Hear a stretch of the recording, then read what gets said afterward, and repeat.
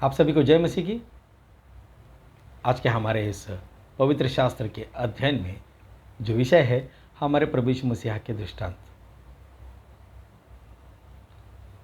ये विषय बहुत ही प्रचलित है और आप सभी इससे परिचित हैं।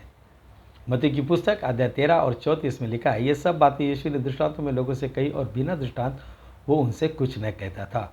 इसका अर्थ है कि पवित्र शास्त्र में प्रभु यीशु मसीह के दृष्टांतों को बहुत अधिक महत्व दिया गया है। पवित्र शास्त्र के 400 समाचार की पत्रियों में हम छोटे बड़े करीबन 46 दृष्टांतों को देख सकते हैं। दृष्टांतों में से निकलने वाला एक महत्वपूर्ण संदेश यह है कि पश्चाताप करना, क्योंकि पुराने करार के भविष्यवक्ता ने इजराइल से निवेदन किया कि वो पश्चाताप करे और परमेश्वर की ओर फिरे, लेकिन वो न फिरे। उसके पश्चात प्रभु यीशु मसीह का इस जगत में आगमन हुआ और उसने सबसे पहले यहूदियों को पश्चाताप करने का निवेदन किया और 3 साल तक अपने दृष्टांतों के द्वारा उन्हें शिक्षा देता रहा और उन्हें समझाता रहा कि वो उस पर विश्वास करें, पश्चाताप करें और परमेश्वर की ओर फिरे, लेकिन वो न फिरे। उनका हृदय कठोर बना रहा। हमें दृष्टांतों का अध्ययन करना ये बहुत ही लाभदायक है, क्योंकि वो परमेश्वर के राज्य के तथ्य है, ये केवल कथा कहानी नहीं है। दृष्टांत जितने पढ़ने में आसान लगते हैं उतने समझने में नहीं, क्योंकि अगर ऐसा होता तो क्या प्रभु यीशु मसीह के साथ में दिन रात रहने वाले शिष्य यीशु मसीह को एकांत में पूछते कि तू दृष्टांतों में क्यों बात करता है? तब प्रभु यीशु मसीह ने मरकुस की पुस्तक अध्याय 4 और 13 में उनका जवाब दिया, क्या तुम ये दृष्टांत नहीं समझते तो फिर और सब दृष्टांतों को क्यों कर समझोगे? दृष्टांत के विषय में हम कुछ और बातों को जानेंगे। पहली बात कि दृष्टांत हमारे जीवन में किस प्रकार से कार्य करता है। एक लेखक ने इस प्रकार से लिखा कि दृष्टांत की वजह से सुनने वालों के कान मानो आंखों का काम करते हैं।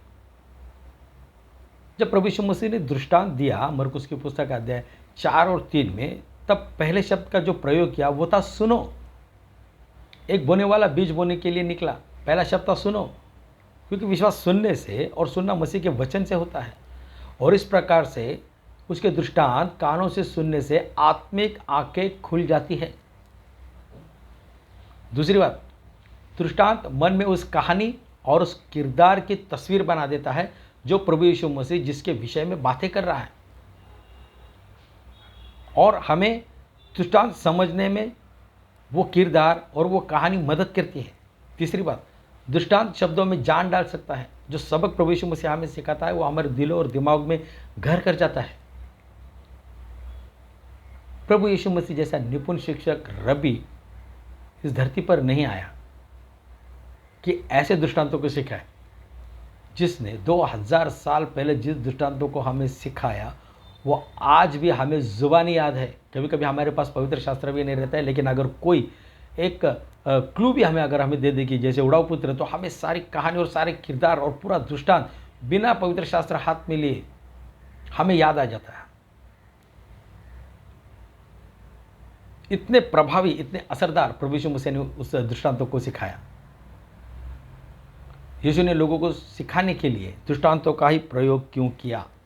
इसकी 3 वजह है। पहली बात, दृष्टांत की भविष्यवाणी की गई थी कि जब प्रभु यीशु मसीह जब अपने मुख को खोलेगा तो वो दृष्टांतों के द्वारा ही बात करेगा। इस बात को प्रभु यीशु मसीह ने मत्ती की पुस्तक अध्याय 13 वचन 34 और 35 में कहा है। मत्ती ने जिस भविष्यवक्ता का जिक्र किया वो भजन संहिता के रचनाकारों में से एक था, और भजनकार ने यीशु के पृथ्वी पर के जन्म लेने के सदियों पहले परमेश्वर की आत्मा की प्रेरणा से इस बात को कह दिया था। भजन संहिता इसका 78वां अध्याय वचन 2 में लिखा है, मैं अपना मुंह नीति वचन कहने के लिए खोलूंगा और प्राचीन काल की गुप्त बातें कहूंगा। ये पहले ही भविष्यवाणी हो चुकी थी। दूसरी वजह, यहोवा परमेश्वर को दृष्टांतों को इस तरीके से सिखाना बहुत ही अनमोल लगता है। तीसरी बात, प्रभु यीशु मसीह ने खुद बताया कि वह दृष्टांत कहने के द्वारा ये फर्क कर सकता था कि कौन उसके संदेश उपदेश को सच्चे मन से सुनता है और कौन नहीं। क्योंकि प्रभु यीशु मसीह के चेले उसके पास आकर पूछते थे कि तू दृष्टांतों में क्यों बात करता है, तो जो समझना चाहते थे वो उसके पास आते थे, और जो सुनकर भूल जाने वाले थे वो चले जाते थे। प्रभु यीशु मसीह ने कहा मत्ती 13 और 13 में कि मैं दृष्टांतों में इसलिए बातें करता हूँ कि वे देखते हुए नहीं देखते और सुनते हुए नहीं सुनते और न समझते।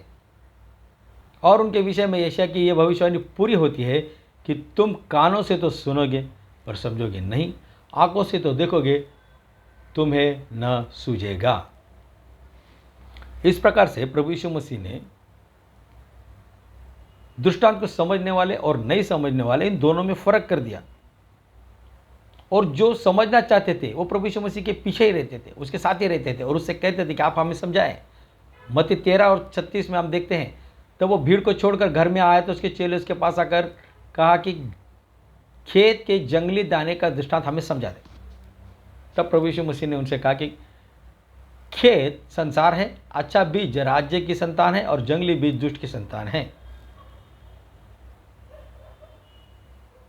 Praise the Lord. इस प्रकार से प्रभु यीशु मसीह सुनने वाले और नहीं सुनने वाले और जो घमंडी है और जो नम्र है, इन दोनों को अलग कर देता। नम्र लोग सुनकर समझ जाते थे और घमंडी के लिए दृष्टांत एक रहस्य बनकर रह जाता। मत्ती 13:11 में यीशु ने उत्तर दिया, तुमको स्वर्ग के राज्य के भेदों की समझ दी गई है पर उनको नहीं। Praise the Lord. पांचवी बात, मसीह के दृष्टांत में सिर्फ ज़रूरी जानकारी रहती थी। प्रभु यीशु मसीह कभी भी गैर ज़रूरी बातें नहीं करता था। इस बात को समझने से पहले इस बात को हम जानेंगे कि उस सदी में यीशु मसीह के चेलों के पास कौन सी सुविधा नहीं थी। आज की तरह उनके पास, जैसे आपके पास है, नोटबुक है, आईपैड है, टैब है, मोबाइल है, आप रिकॉर्ड कर सकते हैं, आप उसको लिख सकते हैं, उसको रिकॉर्ड में रख सकते हैं, ये सारी सुविधाएं लेकिन उनके पास नहीं थी। इसके लिए उनको ये जान लेना बहुत ही आवश्यक था और जो सुन रहे हैं उनको अपने मन में, अपने चित्त में बसाना बहुत आवश्यक था। और इसकी भविष्यवाणियां पहले ही हो चुकी थी यिर्मयाह की पुस्तक अध्याय 31 और 33 में। परंतु जो वाचा मैं उन दिनों के बाद इजराइल के घराने से बांधूंगा वो ये, मैं अपनी व्यवस्था उनके मन में समाऊंगा और उसके हृदय पर लिखूंगा और मैं उनका परमेश्वर ठहरूंगा। सो ये पहले ही कह दिया था कि वो अपनी व्यवस्था को, अपने दृष्टांतों को उनके मन में, उनके चित्तों में बसा देगा। आपके और मेरे मन में भी और चित्तों में भी इसको बसाया जा रहा है। यहोशू से परमेश्वर ने कहा था यहोशू 1:8 में कि व्यवस्था की ये पुस्तक तेरे चित्त से कभी न उतरने पाए, इस पर दिन रात ध्यान दिए रहना।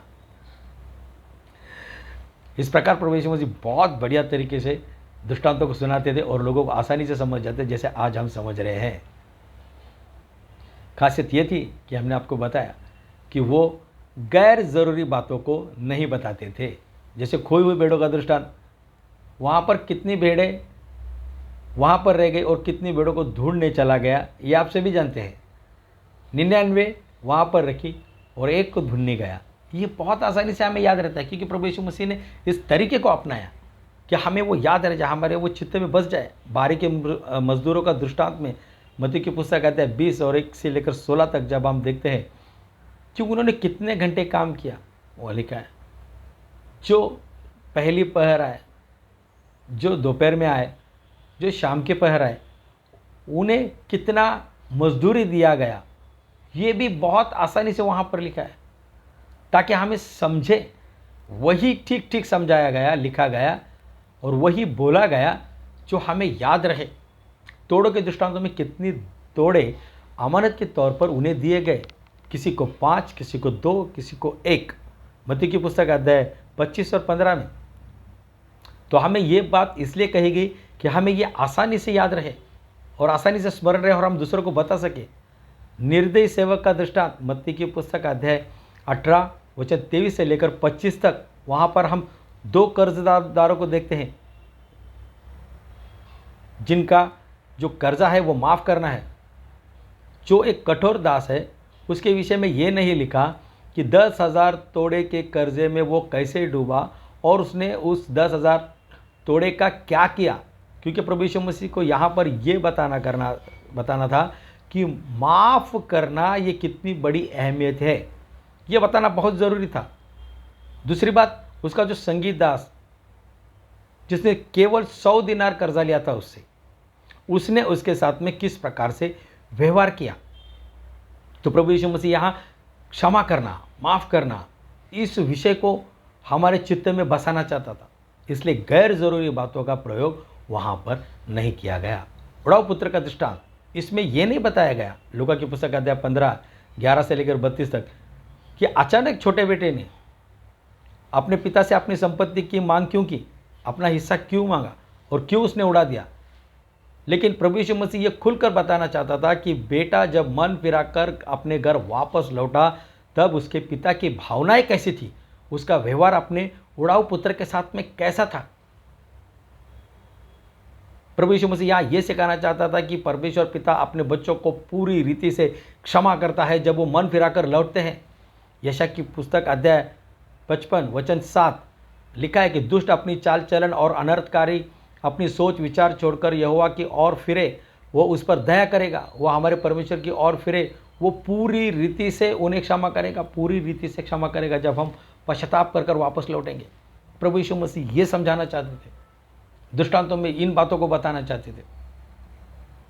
प्रभु यीशु मसीह ने दृष्टांतों के जो किरदार थे उनको बड़ी समझदारी से हमारे ज़हन में डाल दिए, हमारे स्मरण में डाल दिए। उसकी लंबी चौड़ी जानकारी नहीं दी, संक्षिप्त में उसने बताया। दयालु सामरी के दृष्टांत में लूका की पुस्तक अध्याय 10 वचन 30 से लेकर 37 तक जब हम पढ़ते हैं तो दयालु सामरी के दृष्टांत में यीशु मसीह ने लोगों को उस सामरी के रंग रूप के बारे में नहीं बताया, बल्कि उसकी एक खास बात बताई कि वो ये कि जब उसने रास्ते पर एक व्यक्ति को घायल पड़ा देखा और कैसे उसने तरस खाकर उसकी मदद की। यीशु ने सिर्फ ये जानकारी दी कि हमें केवल अपनों से प्रेम नहीं करना है, केवल अपने परिवार समाज और देश से नहीं, बल्कि प्रेम सबसे करना चाहिए, क्योंकि परमेश्वर ने जगत से ऐसा प्रेम किया है। इसीलिए कहते हैं कि प्रभु यीशु मसीह ने कोई भी गैर जरूरी बात नहीं, ताकि मुद्दा स्पष्ट रहे, हमारा ध्यान न भटके। इस प्रकार से लोगों को दृष्टांत को याद रखना आसान बना दिया। प्रभु यीशु मसीह ने ऐसे ऐसे दृष्टांत कहे जो हमारे रोजाना जीवन से संबंध रखते हैं, रोजाना उस चीज़ को देखते हैं लेकिन हम समझ नहीं पाते, लेकिन उन्हीं बातों को प्रभु यीशु मसीह ने दृष्टांत के रूप में बताया। खमीर के दृष्टांत को जब हम देखते हैं तो वहाँ पर लिखा है मत्ती 13 और 33 में कि उसने एक दृष्टांत और उन्हें सुनाया कि स्वर्ग का राज्य खमीर के समान है, जिसको किसी स्त्री ने लेकर 3 पसेरी आटे में मिला दिया और होते होते वो सब खमीर हो गया। क्या ये सारी बातें प्रभु यीशु मसीह ने बचपन में नहीं देखी? क्या यह स्त्री उसकी माता नहीं हो सकती जिसको उसने देखा था कि पिछली बार उसने गूंदे आटे से थोड़ा आटा लेकर उसे खमीर की तरह इस्तेमाल करके खमीर की रोटी बना दी।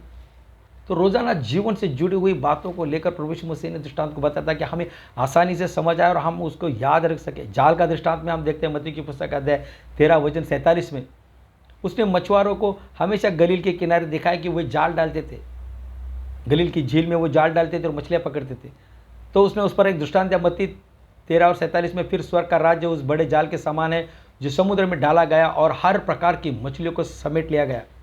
जब प्रभु यीशु मसीह सड़क पर जाते थे, बाज़ारों में से जाते थे, तो वहाँ पर कई प्रकार के लोग हम देखते हैं, आते जाते रहते थे, बच्चे खेलते रहते। तो उसमें से भी उसने दृष्टांत कहा मत्ती 11 और 16 में कि मैं इस समय के लोगों की उपमा किससे दूँ? वे उन बालकों के समान हैं जो बाज़ारों में बैठे हुए एक दूसरे से पुकार कर कहते हैं। बीज बोने वाले का दृष्टांत मत्ती की पुस्तक अध्याय 13 और 3 से लेकर 8 तक यीशु मसीह ने आम जीवन से जुड़ी हुई बातों का वहाँ पर जिक्र किया, जैसे बीज बोना, क्योंकि वहाँ पर सुनने के लिए किसान भी बैठे हुए थे। 10 कुंवारियों का दृष्टांत मत्ती 25 1 से लेकर 12 तक 6 वचन में लिखा है, आधी रात को धूम मची कि देखो दूल्हा आ रहा है, उससे भेंट करने के लिए चलो। पहली बात उसने परंपरा के द्वारा शादी में खुशियाँ मनाना का उसने बात बताई। दूसरी बात उसने ये बताई कि दूल्हा आधी रात को आता है उनकी परंपरा के अनुसार। प्रभु यीशु मसीह कभी भी आ सकता है और हमें भी वैसे ही उन 10 कुंवारियों में से 5 कुंवारों के समान हमेशा तैयार रहना चाहिए।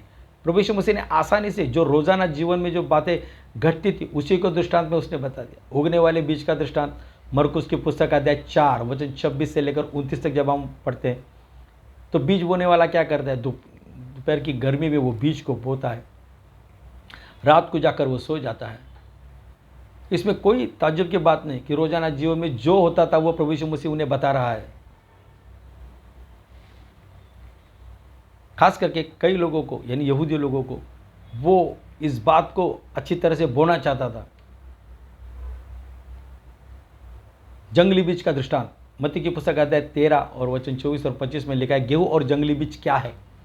इसमें यीशु ने एक किसान के बारे में बताया कि उसने अपने खेत में अच्छे किस्म के गेहूं के बीज को बोए थे। फिर रात को मत्ती 13 और 25 के अनुसार कि शत्रु ने आकर, बैरी ने आकर उसके बीच में जंगली बीज बोकर चला गया।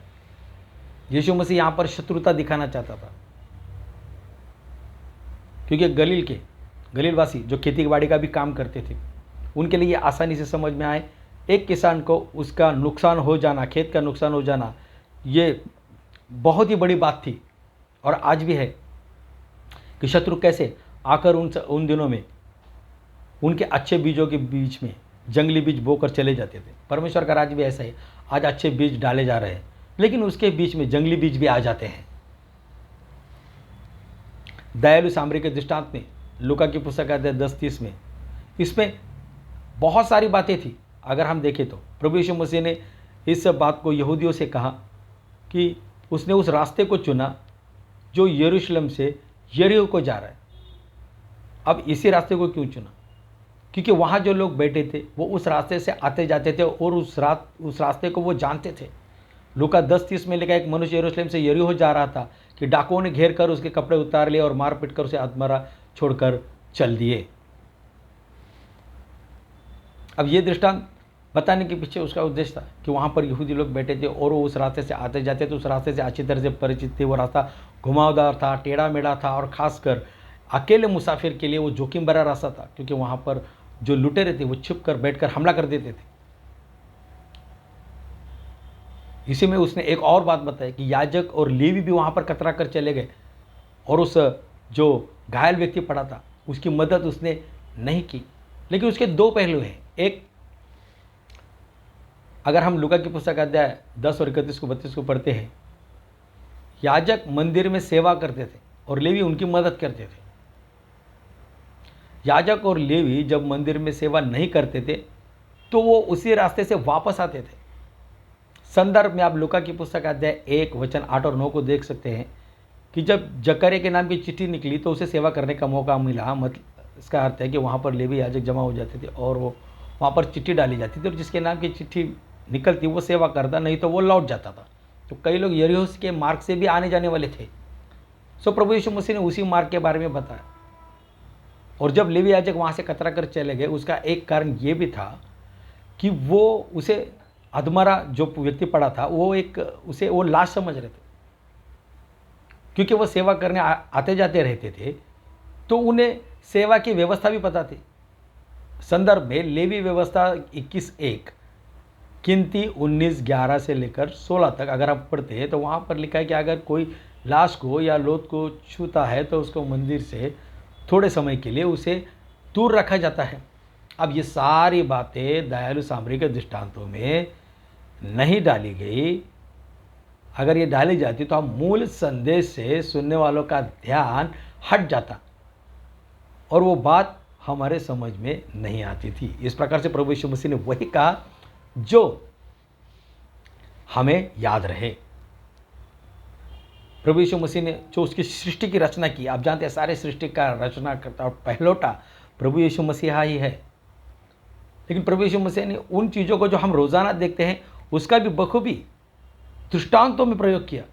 यीशु ने पेड़ पौधे, जीव जंतु, इनके बारे में अच्छी तरह से हमें बताया, हमें सिखाया, जो बात को हमें पता नहीं। उसने कहा कि आकाश के पंछियों को देखो, ना तो वो बोते हैं ना करते। अब आकाश के पंछी हम रोज़ देखते हैं और खेत को रोज़ देखते हैं और पेड़ को रोज़ देखते हैं, लेकिन फिर भी हमारे ध्यान में ये बात नहीं आती। ये दृष्टांत दिल को छू लेने वाला दृष्टांत है कि आकाश के पंछियों को देखो कि वो न बोते हैं, न तो काटते हैं, न तो बटोरते हैं, तो भी तुम्हारा स्वर्गीय पिता उनको खिलाता है, क्या तुम उनसे अधिक मूल्य नहीं रखते?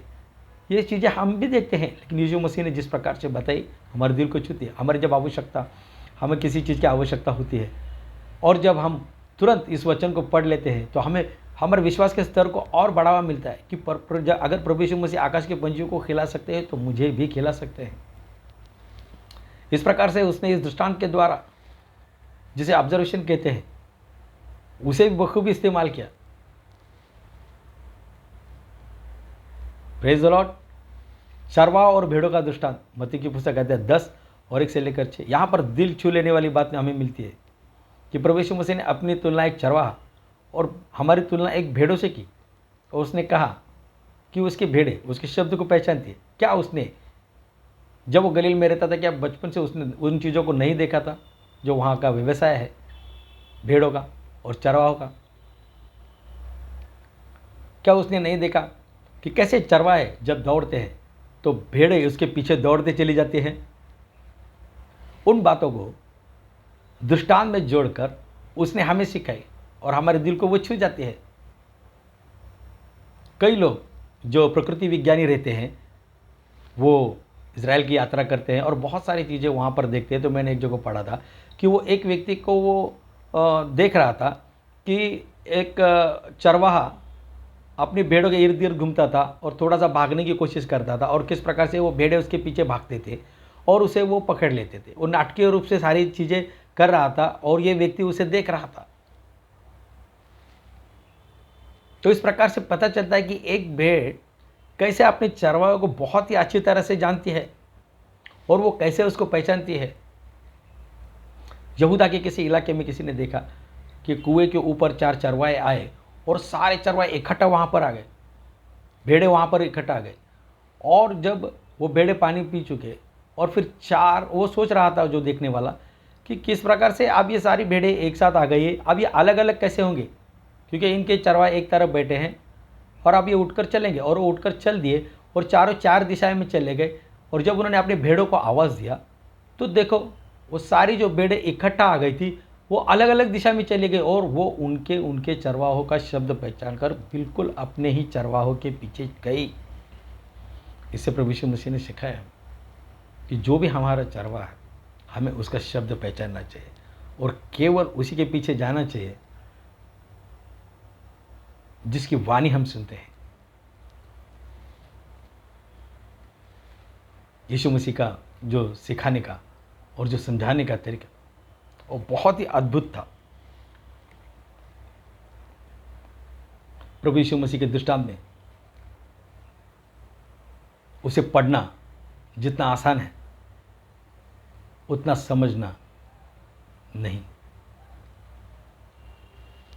अगर हम चाहते हैं कि प्रभु यीशु मसीह के दृष्टांत को और समझें तो जिस प्रकार से उसके चेले उसके पास जाते थे और कहते थे गुरुजी आप हमें समझाएं, उस प्रकार से हम रोज़ उसके पास जाकर कह सकते हैं कि ये भेद की बातें हमें समझाएं। क्योंकि प्रभु यीशु मसीह ने मत्ती 13 और 11 में लिखा कि तुमको स्वर्ग के राज्य के भेदों की समझ दी गई है पर उनको नहीं, क्योंकि जिसके पास है उसे दिया जाएगा और उसके पास बहुत हो जाएगा, पर जिसके पास कुछ नहीं है उससे जो कुछ उसके पास है वो भी लिया जाएगा। जिसके पास है उसे दिया जाएगा, जिसे दृष्टांत समझ नहीं आया वो पीछे छूट जाएगा।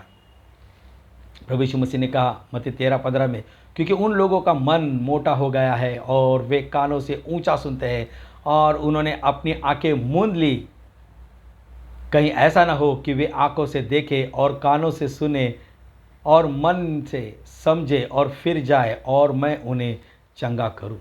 लेकिन प्रभु यीशु मसीह ने अपने चेलों को उत्तेजना करने के लिए, उत्साहित करने के लिए कहा मत्ती 13:16 में, पर धन्य है तुम्हारी आंखें कि वे देखती है और तुम्हारे कान कि वे सुनते हैं। अगर प्रभु यीशु मसीह की शिक्षा को और हमें समझना है तो उसका शिष्य बनकर उसके पास जाओ, नम्र बनकर प्रभु यीशु मसीह के पास जाओ, क्योंकि स्वर्ग के राज्य की समझ उसी को देते हैं जो प्रभु यीशु मसीह के पास जाता है और बैठकर उसके दृष्टांतों को समझता है। मैं विश्वास करता हूँ कि इसमें से आपने ज़्यादा नहीं लेकिन कुछ थोड़ी बहुत बातें अवश्य ही सीखी। अगर आपको बहुत ज़्यादा सीखना है तो प्रभु यीशु मसीह के दृष्टांतों का, पवित्र शास्त्र को खोलकर अध्ययन करें ताकि वो सारे दृष्टांत हमारे चित्त में बसे। वो हमारे लिए बहुत ही लाभदायक है। आप सभी को सुनने के लिए बहुत बहुत धन्यवाद। प्रभु आप सभी को आशीष दे। अगर आपको ये शिक्षा अच्छी लगी हो तो कृपया आप इसे अवश्य भी सब्सक्राइब कर सकते हैं या लाइक कर सकते हैं। धन्यवाद।